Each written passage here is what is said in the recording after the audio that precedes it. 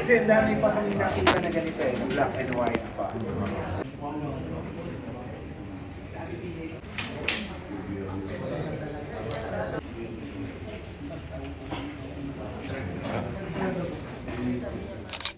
Ito ba yun eh, nung bata-bata pa ako sa Recto.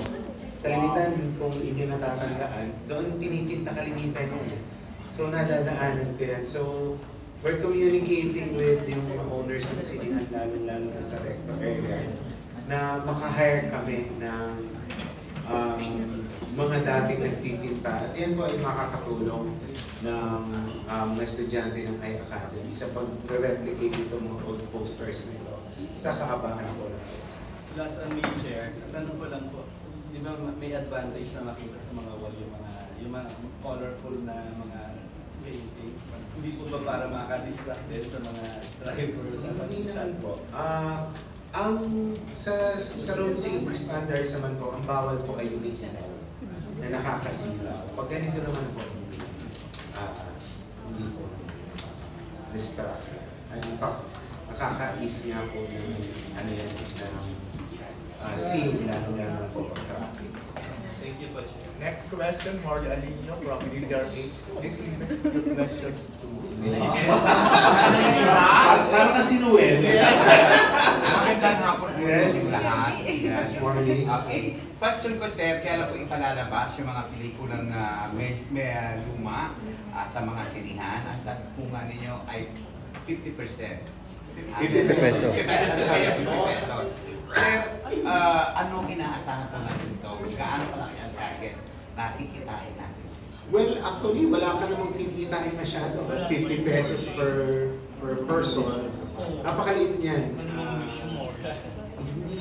Hindi namin siya ginawa para pagkakitaan. It's more on awareness na over 50 years, maganda yung movies na na-produce ng MMFF. At the same time, ma-expose yung mga bata na hindi pa inabot itong mga pelikulang ito, na makita nila yung mga classic movies na na-produce nga po ng MMFF. So, we're not after the profit dito. Kaya nga po, 50 pesos lang yung bayad. Next question ko po, sir. Ang sabi po ninyo kanina, may isang artista na mag-prepay po. Sino po ba ito? Surprise daw po eh. We'll ask mo na kung pwede na namin i-announce. Pero nag-agree na po siya sa September. Kasi ang daming mga artista magagaling mag-pay. Kagaya nila Tom Rodriguez, Arte Evangelista, Solen Yusa, pinag-uusay nila. Isa ba doon sa mga nabanggit na? Isabel Lopez. Ang dami po na. Basta sikat po siya na nagpipin. Lalaki o babae? Babae, lalaki. Malalaman. Ay! Babae. O siya, maraming salamat. Marley, September is Philippine Film Industry Month celebration. Kasama yung next month po natin pinalaunch din yung Sine Sigla sa Samuel. Sino po mga katulong natin sa hensya? Ang kasama po natin dito ay FDCP, tapos yung CEAP, Cinema Exhibitors Association of the Philippines. At the same time, yung mga producers po dito ng pelikula nito na ipinahiram po halos ng libre yung kanilang mga pelikula. Like GMA Network, yung mga restored film nila ng Ami, FDCP may 30 titles. ABS-CBN, marami rin po pinahiram na pelikula sa atin. Next question, si Ambet na. Okay, Ambet. Chairman, hello po. Balikan ko po yung dun sa... So from point dun sa dulo ng EDSA hanggang dito sa north. Hanggat may wall po tayo pwedeng tintahan. Pag ganyan po ba may ano kayo sa mga LGUs? Well, pinagpapaalam naman po natin yan. Pero since ang EDSA ay nasa jurisdiction po ng MMDA, kami naman po ang in charge yan. So we can do the paintings. Baka kasi may mga ibang nagninega, sabihin nila, pampadumi lang po daw sa ano. Ay, hindi naman po. In fact, mas gusto ba nila na puro alikabok yung wall? Diba? Na nanlilimahin or may graffiti. Baka lang, di ba? Thank you po. Next, Jeep Liliana from Malaya Business Insight. Yes, ma'am.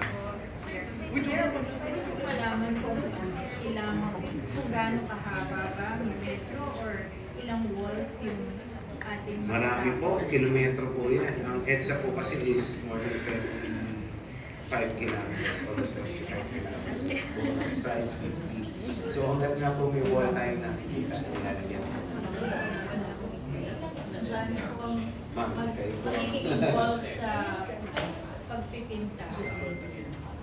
Well, we have about 2,000 plus students in our academy, but right now, when we announced it just last month, about 40 of them are already involved.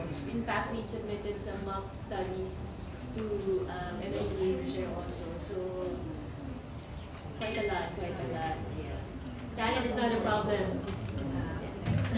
Kay Chairman po ulit, paano po pinili yung mga posters? Wala po bang magiging favoritism? Mas marami sa ganito. Wala po. Wala pong favoritism. In fact, kung may mga production company na meron pa silang design at papayagan kami na i-replicate yun, welcome po na isubmit sa amin. Kasi sa ngayon, ang ginawa namin, naghanap kami sa internet ng mga available na mga pictures ng mga posters na ito or tarpaulins or billboards. Tapos po, tinitrace namin yung may-ari ng production company at pinagpapakalam namin. So, kung meron pong magkukusa na magpahiram or magpagamit ng kanilang posters, ano po natin yan. So, wala naman pong favoritism. Welcome po lahat. Marami pong salamat. Next, Gorgie Rula from DZRH PEP, Minister ngayon. Good afternoon po. Chairman, paano niyo po ma-assure?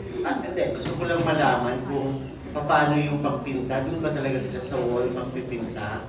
So, paano niyo ma-assure yung hindi mag-cause ng traffic doon sa EDSA habang lalo na kung may artistang magpipinta doon? Well, dalawa naman po yung way. Yung iba, I understand, ipiprint na lang. Particularly yung nasa... Ididikit na lang po yun? Opo, yung particularly yung nasa underpass. Kasi delikado doon. Hindi tayo, walang space para magpinta. So, yung ibang designs na sinabit ng iAcademy, yung iba doon ipiprint na lang natin. At ididikit doon sa wall. Pero yung majority, particularly yung may mga sidewalks, talagang magpipinta po tayo ng actual. I-replicate po talaga natin. At ang ano rin po para po ma-preserve yung mga pinta doon. Kasi alam naman natin yung mga vandalism dyan, mga ganon. So, meron po bang may violation silang magagawa pag mahuli? Opo, tayo naman po ay may CCTV along EDSA. So, papatutunan na lang po natin para hindi masira o mabago yung mga paintings po na ito. And siguro po pag nahuli natin, we'll find necessary actions sa mga bandits na yan. Last na lang po, pwede matanong ilan sa mga estudyante natin kung sino ang mga Francine, Francine, Traffic ka?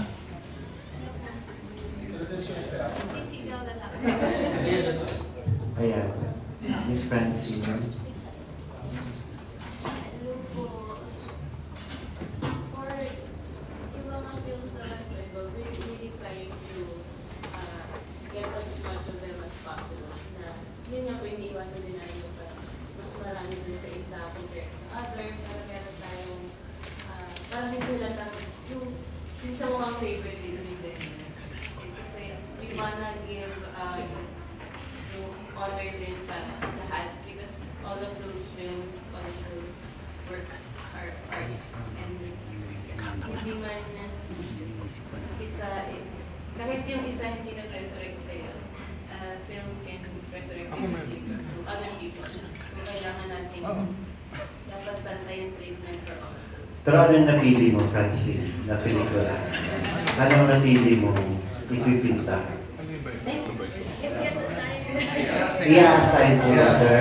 Opo, so bali Wala pa akong na-assign. Opo, so ngayon gumawa ng para studies. Pero tama po si Francine na every genre is represented mula sa mga classes natin made by mga national artists for cinema, hanggang sa mga horror, at sa mga comic book style films po na naka-represent po sa mga assets na kinukuha namin. So we're gonna see a really great breadth of Philippine cinema over the years that we're so honored to bring and celebrate. Kasi i-replicate lang po talaga, di ba? Kasi ako, curious ako kung may sarili silang version.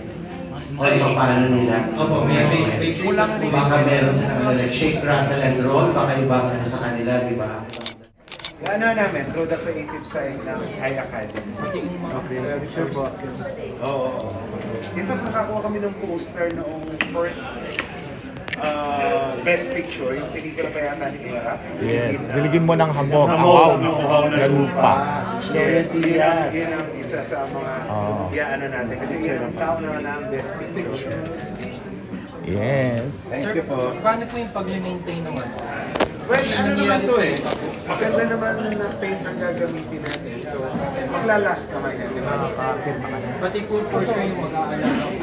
Kasi minsan matatabunan po siya ng napakakapal na kapo. Hindi, ayusin natin. For sure, Lalagyan din po siya ng mga lights na pang... may solar street lights naman tayo sa EDSA. So, makikita pa rin siya sa gabi.